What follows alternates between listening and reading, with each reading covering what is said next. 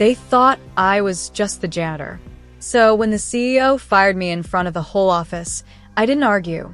I simply walked to the basement, unlocked a dusty metal cabinet, and pulled out the document that would shut down his entire company by midnight. I always believed buildings had personalities. Some breathe, some groan, some complain louder than the people working inside them. And then there was ours, a downtown, 14-story glass box with an ego big enough to need its own parking space. For 18 years, I kept that building alive. Not officially, of course. Officially, I was Operations and Facilities Coordinator, a title invented by someone who thought long words could hide small paychecks. But in reality, I was the person everyone called when something exploded, leaked, fried, froze, cracked, sparked, hummed, or smelled like death. And trust me, sometimes it was all of the above. I knew everything. Which vent rattled during thunderstorms. Which bathroom stalls jammed when humidity hit 60%.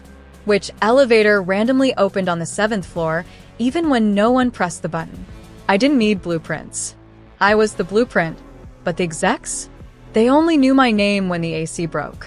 The morning they fired me, the CEO, who couldn't change his own Wi-Fi password, acted like he was delivering a speech at a funeral.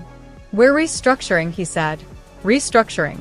Corporate code for, "We found someone younger who works cheaper." Next to him was HR, smiling like she'd just won a coupon book for free lattes. They slid a folder toward me with a severance package, so small it could fit in a fortune cookie. "We appreciate your service," HR said. Service? Like I was a dishwasher they were retiring. I looked at the badge in my hand. The same badge I'd used to open that building every morning since the company practically ran out of someone's garage. "You're sure?" I asked. They nodded. "Okay then," I said, and placed the badge on the table. But they forgot something. They forgot who signed the lease. 18 years ago, when the company couldn't get a landlord to return a call, no credit, no history, no anything, they begged me to help. So I did. I didn't co-sign the lease. I signed the entire thing myself. My credit, my name, my paperwork. Every renewal after that, guess who submitted it? Me. Every contract? Me. Every communication with the property manager? Me. They didn't even know what landlord email address to use. They thought the building magically renewed, like Netflix. So on the afternoon they fired me, I went home, opened the old lease binder, and checked the renewal date. It had expired 2 days ago. They hadn't renewed. They hadn't asked. They hadn't even noticed. Which meant I was still the legal tenant. They were now squatters with kombucha fridges. I almost felt bad. Almost. 18 years ago, when the company couldn't get a landlord to return a call, no credit, no history, no anything, they begged me to help. So I did. I didn't co-sign the lease. I signed the entire thing myself. My credit, my name, my paperwork. Every renewal after that, guess who submitted it? Me. Every contract? Me. Every communication with the property manager? Me. They didn't even know what landlord email address to use. They thought the building magically renewed, like Netflix. So on the afternoon they fired me, I went home, opened the old lease binder, and checked the renewal date. It had expired 2 days ago. They hadn't renewed. They hadn't asked. They hadn't even noticed. Which meant I was still the legal tenant. They were now squatters with kombucha fridges. I almost felt bad. Almost. I made one call. Just one. To a friend of mine, real estate lawyer, smart as hell, allergic to corporate stupidity. Within hours, the paperwork was filed. Lease termination. Eviction notice. New incoming tenant ready to move in. The next morning, the county marshal taped a bright orange notice on the main office door. 48 hours to vacate. The CEO arrived at 8:15.